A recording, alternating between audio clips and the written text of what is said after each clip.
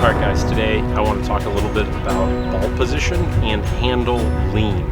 A lot of people have a tough time with this one. This is kind of a shout out to a good friend of mine, my old coach, Paul Braswell, who made it pretty clear, and then from that I kind of evolved my own way of thinking of it.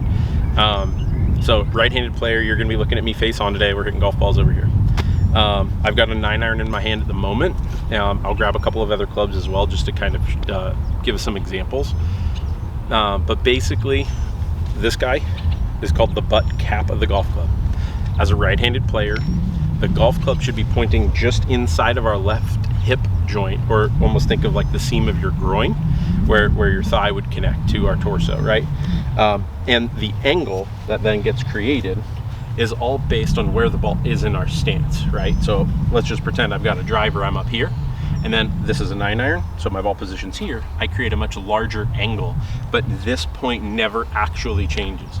The only times I would say maybe some like rules to break would be putter. Obviously we want it pretty neutral. You'll see people forward press a little bit, but we want him pretty much middle of our stance and neutral.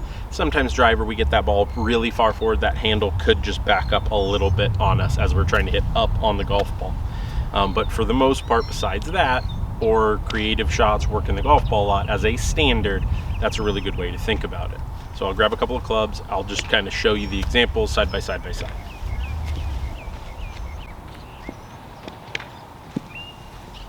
All right, so I grabbed 3 clubs here. We'll start with our 9-iron. And for me, 9-iron is maybe a fraction ahead, just behind center of my stance.